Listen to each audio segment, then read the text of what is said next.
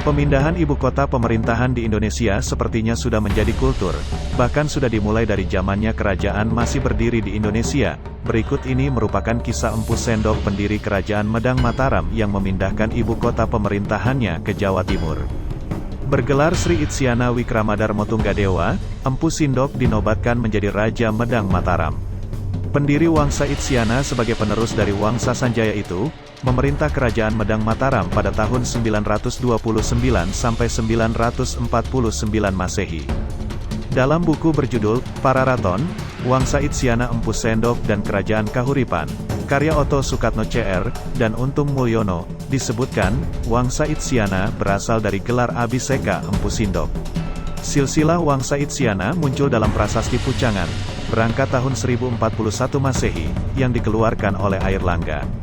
Airlangga yang merupakan pendiri kerajaan Kahuripan, mengaku sebagai keturunan Empu Sindok. Dalam bukunya, Oto Sukatno CR dan Untung Mulyono menyebutkan, Empu Sindok yang memindahkan pusat kerajaan Medang Mataram dari Jawa bagian tengah ke Jawa bagian timur. Pusat kerajaan dibangun di lembah Sungai Brantas. Pada kuartal pertama abad 10, ibu kota Medang Mataram berada di Watugaluh, diperkirakan sekarang berada di wilayah Kabupaten Jombang. Agama yang dianut pada masa kerajaan Medang Mataram adalah Shiwa Buddha. Aliran Shiwa Buddha ini merupakan aliran keagamaan yang mulai muncul di Medang Mataram semasa diimpin Rakai Pikatan Dia Saladu tahun 847 sampai 855 Masehi. Empu Sindok merupakan keturunan Wangsa Sanjaya, pendiri kerajaan Medang Mataram periode Jawa bagian tengah. Ada pula yang berpendapat Empu Sindok merupakan cucu Raja Daksa yang memerintah sekitar tahun 910 Masehi. Empu Daksa memperkenalkan pemakaian Sanjaya Warsa atau kalender Sanjaya, untuk menunjukkan dirinya keturunan asli Sanjaya. Sebelum menempati Watugaluh, pusat kerajaan Medang Mataram, sempat berada di wilayah Tamolang. Tamolang dan Watugaluh, lokasinya diperkirakan berada di wilayah Kediri sampai Madiun. Di mana, di masa kerajaan Majapahit, wilayah tersebut masuk dalam kerajaan Wengker. Dari silsilah yang muncul di prasasti Pucangan, Empu Sindok disebut memiliki putri bernama Sri Itsiana Tunggawijaya yang menikah dengan pangeran dari kerajaan Bedahulu atau Bali bernama Sri Lokapala. Keduanya memerintah Medang Mataram, menggantikan Empu Sindok. Dari perkawinan Sri Itsiana Tunggawijaya dengan Sri Lokapala, lahir Makutawang Sawardana, yang juga akhirnya meneruskan pemerintahan Medang Mataram. Makutawang Sawardana memiliki dua anak, yakni Teguh Darmawangsa dan Mahendra Datta Gunapriya Darmapatni. Mahendra Datta Gunapriya Darmapatni menikah dengan Raja Kerajaan Bedahulu, Udayana Warmadewa. Dari pernikahan ini, lahirlah pangeran bernama Airlangga. Sementara itu, Teguh Darmawangsa yang memimpin Medang Mataram, memindahkan pusat kerajaannya lebih ke timur, yakni ke Watan di kaki Gunung Penanggungan, sekarang di sekitar Sidoarjo. Untuk mempererat hubungan antara Medang Mataram dengan Bedahulu, Teguh Darmawangsa menikahkan puterinya dengan Airlangga. Airlangga sendiri, tercatat masih sebagai keponakan Teguh Darmawangsa. Saat berlangsung pesta pernikahan antara Airlangga dengan putri Teguh Darmawangsa, kerajaan Medang Mataram tiba-tiba diserang pasukan Wurawari dari Elwaram yang mendapatkan bantuan dari kerajaan Sriwijaya. Teguh Darmawangsa tewas dalam peristiwa serangan mendadak tersebut, dan kerajaan Medang Mataram hancur. Usai kehancuran Medang Mataram, Airlangga membangun kerajaan baru di Wutenmas. Kerajaan baru itu bernama Kahuripan.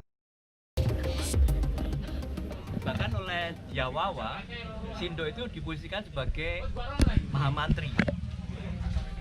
Dan ini menimbulkan sebuah gambaran apakah mungkin pada waktu dalam tanda petik kudeta yang dilakukan oleh Wawa terhadap Tulodong itu dengan bantuan seorang tokoh bernama Sindok itu. Karena belakangan kita tahu bahwa pada saat Tulodong berkuasa, Sindok sudah ada di situ sebagai pejabat tinggi. Kemudian Tulodong bukan digantikan oleh anaknya, tapi muncul orang baru namanya Rake Sumba Dyahwawa. Pada saat Wawa berkuasa, Sindok muncul lagi sebagai Mahamantri yang ada di situ. Menjadi pertanyaan, apakah mungkin keberhasilan Wawa mendapatkan tahta itu karena dukungan dari Sindok yang sudah mengerti tentang seluk-beluk kerajaan Tulodong itu. Selang berapa waktu Sindok kemudian mengambil alih tahta dari Dyah Wawa. Ada hal yang penting di situ. Pertama adalah Sindok diketahui mempunyai 2 istri. Salah satu istrinya adalah putri mahkota atau putri dari Dyah Wawa. Yang jadi pertanyaan kami dalam konteks sejarah kuno ini, proses suksesi dari Dyah Wawa menuju Sindok ini apakah karena Wawa meninggal secara wajar atau ada kudeta dari Sindok? Ini menjadi pertanyaan dan kita belum bisa jawab.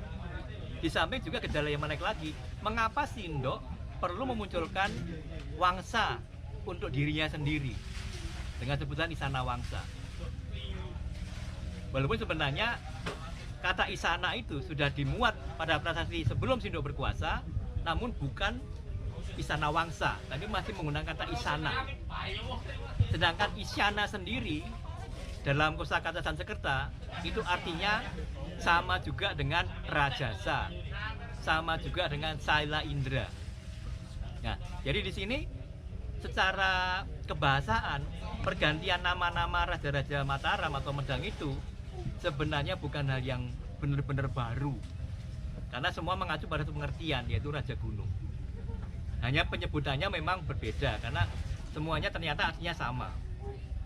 Nah, Sindok sendiri pada waktu mulai berkuasa tahun 851 dan 852, dalam kurun waktu yang kurang dari 2 tahun dia menerbitkan banyak prasasti dan tersebar bentangannya itu mulai dari yang paling jauh itu di daerah Jombang, kemudian sampai ke Malang Selatan.